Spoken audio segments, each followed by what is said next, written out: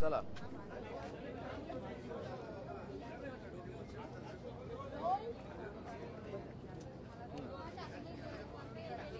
पंकजी विचारा काय.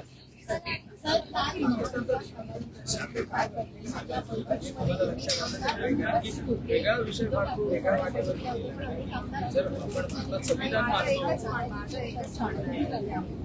नाही, कदाचित मुंबईमध्ये जो काल पाऊस पडला त्याच्यामुळं काही आमदार येऊ शकले नसतील असं मानायला हरकत नाही. कारण तोच खुलासा कदाचित आज होणार असेल किंवा झाला असेल, मला माहित नाही.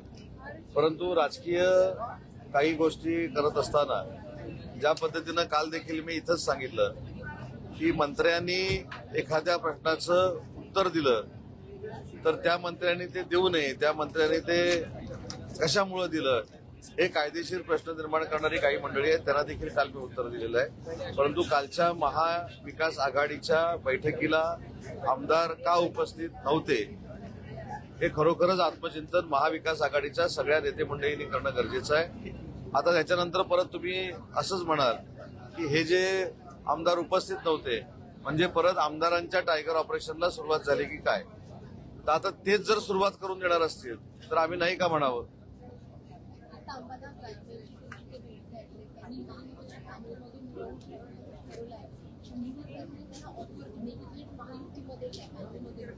मी अंबादास दानवे साहेबांबरोबरच त्या ठिकाणी होतो. अचानक तुम्ही प्रश्न विचारल्यानंतर मी असं सांगितलं की सहकार क्षेत्रामध्ये राजकारण येऊ नये ही यशवंतराव चव्हाण साहेबांची पूर्वीपासूनची संकल्पना होती आणि किंबहुना तोच आदर्श तोच संदेश पुढे घेऊन जाण्यासाठी छत्रपती संभाजीनगरमध्ये आम्ही सगळे एकत्र येऊन डिस्ट्रिक्ट बँकेची निवडणूक लढवतोय आणि त्याच्यामध्ये अंबादास दानवेजी सामील झालेले आहेत. तर त्याला राजकीय वेगळ्या चर्चा करण्याची काही आवश्यकता नाही आणि आमच्या महायुतीमध्ये त्यांना यायचं असेल तर ते सहकारामध्ये येऊन आमच्याकडे येतील अशातला भाग नाही. ते एक कर्तृत्ववान नेतृत्व आहे, त्याच्यामुळे ते थेट आमच्यासोबत येतील. परंतु या सहकार क्षेत्रातील निवडणुकीचा आणि कुठच्याही पक्षांतरांचा काही विषय येत नाही. शेवटी अंबादास दानवे हे देखील एक स्वतंत्र व्यक्तिमत्व आहे. त्यांनी स्वतःहून सहकारामध्ये जर आम्हाला सहकार्य करण्याचा प्रयत्न केला असेल तर आम्ही त्यांना धन्यवाद देतो, आम्ही त्यांचे आभार मानतो. समाजाचे मेकअपचे आमदार एक पोस्ट केलेली आहे, त्याच्यामध्ये ते आम्ही याद कैलास पाटील आणि नितीन देशमुख यांचे फोटो त्यांनी शिवसेनेच्या आमदारांचे पोस्ट केले. नक्की काय या पोस्टमध्ये होतोय, काही वेगळ्या मार्गावर आहेत का? नाही, आता त्यांनाच विचारलं पाहिजे ना. त्यांनी ट्विट किंवा त्यांनी ती पोस्ट का ठेवली हे मी सांगू शकत नाही. परंतु जसं मगाशी मला आता प्रश्न विचारण्यात आला की महाविकास आघाडीच्या बैठकीला आमदार का अनुपस्थित होते, याचं उत्तर जसं मी देऊ शकत नाही तसं याचं देखील मी उत्तर देऊ शकत नाही. परंतु तुम्ही आता अंदाज लावू शकता, सूत्रांकडची माहिती घेऊ शकता. नरसापूरच्या आरोपीला दोषी ठरवण्यात आलं. नरसापूर ऑपरेशन टायगर कडून सांगितलं जाते की मुख्यमंत्री देवेंद्र फडणवीस यांनी ऑपरेशन टायगर केलं. श्रेयवादाची लढाई आहे. ऑपरेशन टायगरमध्ये मुख्यमंत्र्यांनी विटाई केली आणि तो 6वा खासदार होता, त्याला बनवण्याचा प्रयत्न मुख्यमंत्र्यांनी केला. मला असं वाटतं की 6 खासदारांपैकी 6व्या खासदारांबद्दल जे आपण बोलताय, खासदार साहेबांबद्दल, त्यांच्यासाठी कोणी शिष्टाई केली, कशासाठी केली, का केली, त्याच्यामध्ये मला अजिबात जायचं नाही. माननीय एकनाथ शिंदे साहेबांचं नेतृत्व मी पुन्हा पुन्हा सांगतो की सर्वमान्य आहे. महाराष्ट्राच्या जनतेने ते स्वीकारलेलं आहे. त्यांनी केलेलं मुख्यमंत्री असतानाचं काम आणि आता देवेंद्रजी मुख्यमंत्री असताना त्यांना देत असलेली साथ, याच्यामुळे त्यांच्याबद्दल प्रचंड जनतेला आकर्षण आहे, तसंच लोकप्रतिनिधीला आकर्षण आहे. आणि म्हणून आता खासदारांचा टप्पा संपलेला आहे. भविष्यामध्ये आता तुम्ही जे म्हणताय की महाविकास आघाडीचे आमदार गैरहजर राहत आहेत, तर ते का राहत आहेत याच्याकडे आम्ही लक्ष ठेवून राहू.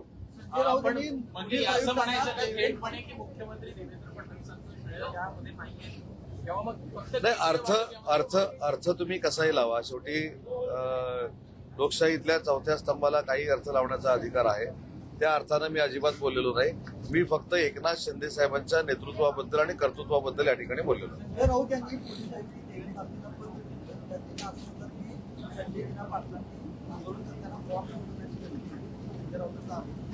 नाही, पत्र दिलं असेल तर देवेंद्र भारती साहेब त्याची चौकशी करतील.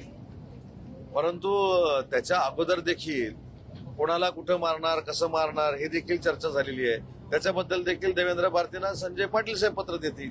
दोन्ही गोष्टीची चौकशी होईल. पण अशा पद्धतीचं जे वक्तव्य केलं जाते हे योग्य आहे. नाही, पण याची सुरुवात कोण करतंय? शेवटी माणसाची देखील एक सहनशीलता असते.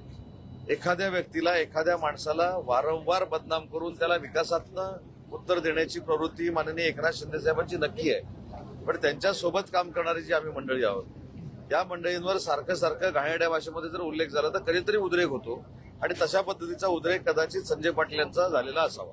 चंद्रपूर प्रकरणामध्ये अशाच जे आरोपी आहेत त्यामुळे त्यांना मृत्यूदंडाची शिक्षा सुनावण्यात आली आहे. 3.5 वर्षाची मुलगी होती, त्याच्यावर बलात्कारानंतर शिक्षा करण्यात आलेली होती.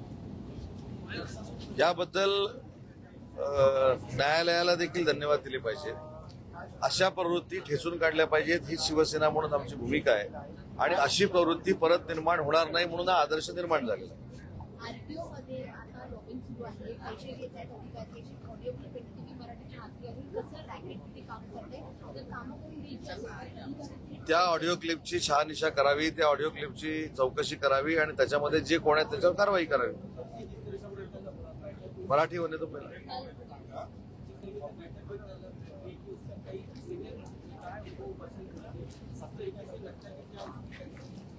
नहीं, अभी उसके लिए भी वहाँ के एमएलए, वहाँ के नेता बारिश का रीजन देंगे कि बारिश की वजह से वो वहाँ नहीं पहुंचे. लेकिन आपको भी पता चला रहेगा कि वो क्यों नहीं आए, क्यों उनके नेतृत्व के ऊपर उनका विश्वास नहीं है. अभी आप ही सोचो. महाराष्ट्र की जनता तो सोच रही है, लेकिन अभी आज से ही शुरू होगा, आज से मेरे ख्याल से, कि अभी टाइगर ऑपरेशन एमएलए के बारे में शुरू हुआ. ये चांस कौन देता है? हम देते हैं. अगर हमारे पास कोई आ रहा है, माननीय एकनाथ शिंदे साहब का नेतृत्व स्वीकार करके काम कर रहा है, तो हम उसको निगलेक्ट क्यों करें? लेकिन आपके नेतृत्व के ऊपर आपका ही विश्वास नहीं है, ये कल की मीटिंग से साबित हुआ है.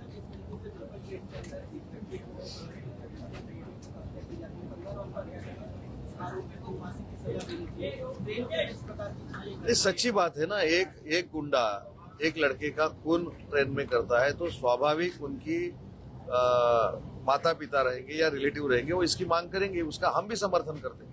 जिस प्रकार से नेता एक में पर बाहर फेंकने की बात करते हैं, क्या ये लोकशाही कहाँ ले जाकर रख रहे हैं? क्या लगता है आपको? नहीं, यहाँ तक नहीं रुके. जब गुवाहाटी में हमारे महिला भगिनी हमारे साथ थे, उनके ऊपर भी आर्गुमेंट करने का काम इन लोगों ने किया है. पिछली बार वो बोल रहे थे हमारा मर्डर करेंगे, हमको मारेंगे, हमारे हाथ पांव तोड़ेंगे.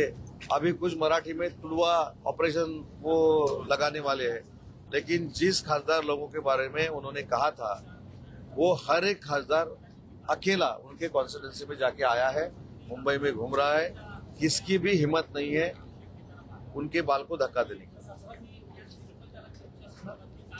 नहीं, कोर्ट का धन्यवाद देना चाहिए, क्योंकि कोर्ट ने जो निकाल दिया है ये इंसिडेंट के बारे में, वो आम जनता के लिए भी अपेक्षित था.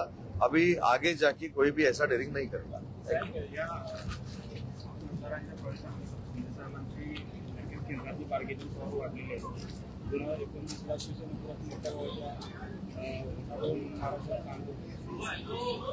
एकनाथ शिंदे साहेबांचा स्वभाव तुम्हाला माहिती आहे. शिवसेनेचे ते प्रमुख आहेत, मुख्य नेते आहेत. असं असताना कुठची गोष्ट ते बार्गेनिंगसाठी करत नाहीत किंवा समोरच्याला कमी लेखण्यासाठी करत नाहीत. महायुती म्हणजे एनडीए देशामध्ये सक्षम व्हावी, भरभक्कम व्हावी, यासाठी माननीय एकनाथ शिंदे साहेबांनी उचललेलं पाऊल आहे. कुठच्याही बार्गेनिंगसाठी माननीय एकनाथ शिंदे साहेबांनी उचललेलं पाऊल नाही, तो त्यांचा स्वभाव नाही. महाविकास आघाडी